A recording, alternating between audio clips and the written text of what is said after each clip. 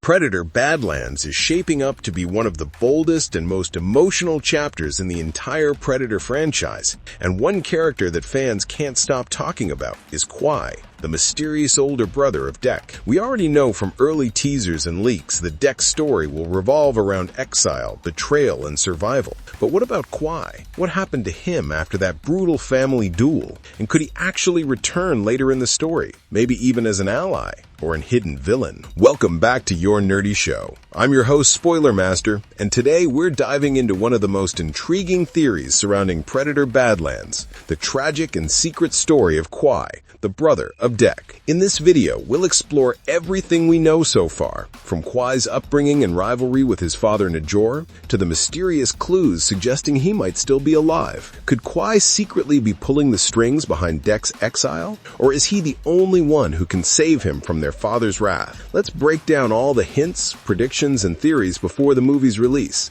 because Kwei's story might just redefine everything we know about the Yautja.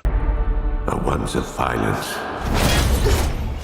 The forgotten son of Yautja Prime. Kwei was the firstborn son of Njohrr, the powerful and fearsome clan leader on Yautja Prime. His life was defined from birth. He was destined to follow in his father's footsteps, to become a leader, a champion, and a hunter of legend. Njohrr's clan was one of the most respected in Yautja society, known for its ruthless discipline and its emphasis on purity in strength and tradition. Unlike his younger brother Dek, Kwei embodied everything the clan valued. He was tall, muscular, and skilled, a warrior born with natural instincts for the hunt. From an early age, he excelled in combat trials, mastering the art of stealth, weaponry, and the strict Yautja codes of honor. His armor, made with a mix of metallic plating and bone-crafted pieces, reflected both his status and his individuality, a proud heir to the clan's legacy. But while Kwei was seen as the ideal son, he was also burdened by the weight of his father's expectations. Njohrr wasn't simply a mentor, he was a tyrant of tradition, enforcing every law of Yautja honor with absolute severity. For Kwei, perfection wasn't optional, it was survival. A brother's bond. Then there was Dek, the runt of the family, smaller, weaker, and born with what seemed to be a defect in one of his eyes. Dek was the opposite of everything Njohrr wanted in an heir. The clan saw him as flawed, unfit to ever join the elite ranks of the hunters. But Kwei didn't see weakness in Dek. He saw potential. From a young age, Kwei protected his little brother from the mockery of other Yautja. When the clan doubted him, Kwei trained him. When Njohrr ignored him, Kwei spoke up for him. Their bond wasn't just one of family. It was one of defiance against the cold, merciless hierarchy of their species. In private, Kwei encouraged Dek to keep pushing forward, teaching him the basics of tracking, stealth, and survival. The two would spar together on the barren plains of Yautja Prime, often ending with Kwei holding back his blows so Dek could learn through experience rather than pain. This relationship, one based on empathy and compassion, made Kwei different from most predators. He valued strength, yes, but he also valued loyalty and mercy, things the Yautja culture often saw as signs of weakness.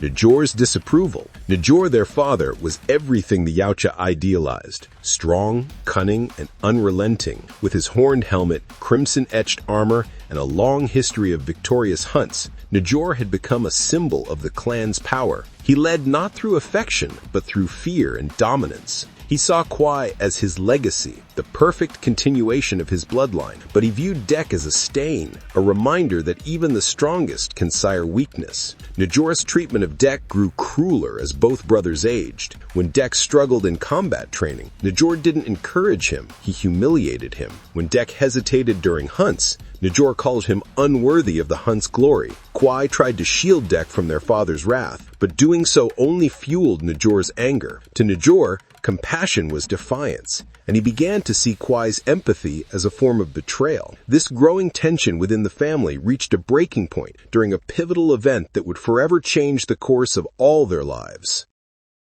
The combat ritual. Yautja society revolves around honor, and the combat ritual is one of its oldest traditions. A test designed to determine a warrior's worthiness. For Njohrr, it was also a way to rid his clan of perceived weakness. As part of the coming-of-age ceremony, both sons were ordered to fight in front of the clan's elders. The duel would decide who was fit to carry Njohrr's title into the next generation. Kwei knew that he could easily overpower Dek, but he also knew what the fight represented. For Dek, it was a chance to prove he wasn't worthless. For Kwei, it was an impossible choice between loyalty to his father and love for his brother. The battle began under the twin sons of Yautja Prime. Armed with their clan's signature plasma swords, both brothers clashed in a fight that was more emotional than violent. Dek fought with desperation, every move powered by years of rejection and humiliation. Kwei fought with restraint, blocking Dek's attacks, but refusing to strike fatal blows. Eventually, Kwei overpowered him, but instead of finishing the fight, he dropped his blade. He turned to Njohrr and declared that Dek was not a disgrace, that his strength lay not in his size or skill, but in his will to survive. This act of mercy enraged Njohrr. In his eyes, Kwei's refusal was not compassion, it was defiance. Hunting. The father's rage. Njohrr stormed into the arena, his rage uncontrollable. To him, both sons had failed, Dek for being weak, and Kwei for disobeying his order. Without hesitation, Njohrr attacked Kwei. The crowd of predators watched as their leader struck his own son with a plasma blade, severing his arm in one brutal motion. The silence that followed was heavy. Even among the Yautja, the act of mutilating one's own blood was unheard of. Njohrr declared Kwei dishonored and turned his fury toward Dek, sentencing him to exile for shaming the clan. But in those final moments, before the guards dragged Dek away, Kwei intervened once again. Despite his injuries, he shielded Dek, urging him to run. He gave his brother the only thing he could still offer: freedom. Dek fled into the wilderness, eventually finding himself on the death planet known as Genna, where Predator Badlands begins.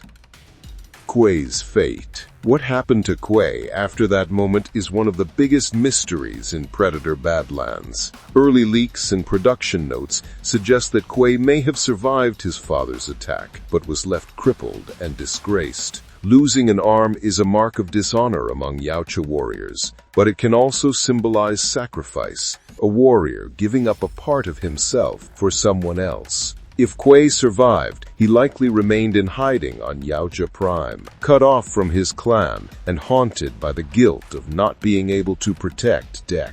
There's also speculation that Kwei might return in future installments, perhaps even joining Dek again for revenge or redemption. Concept art and behind-the-scenes descriptions hint at an older, battle-worn predator with one mechanical arm, possibly Kwei, watching over Dek from afar. If true, it suggests that Kwei's bond with his brother didn't end in that arena.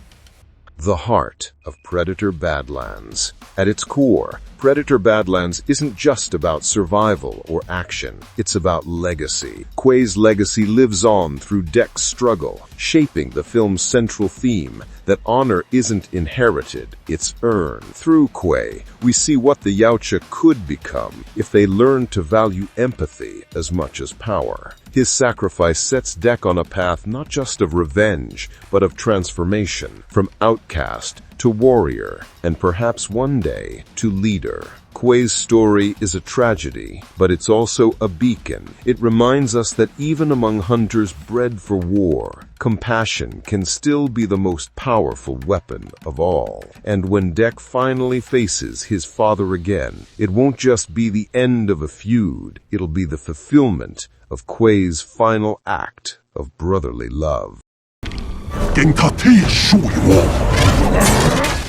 our nerdy thoughts. And that wraps up our deep dive into Kwei, the forgotten brother, the fallen warrior, and possibly the key to Dek's redemption in Predator Badlands. Whether he's dead, alive, or lurking in the shadows waiting for his chance to return, one thing's for sure. Kwei's story adds a powerful emotional layer to the Yautja legacy that we've never seen before. If these theories turn out to be true, we might be looking at one of the most personal and tragic predator stories ever told. A battle not just for survival, but for honor, family, and forgiveness. Make sure to hit that like button, subscribe to Nerdy Show, and ring the bell icon so you don't miss any future breakdowns or updates. Let me know in the comments. Do you think Kwei is really gone? Or will he make a shocking return in Predator Badlands? Until next time, this is Spoiler Master signing off. Stay sharp, stay curious, and as always, stay nerdy. No, what the heck, I'll laugh anyway.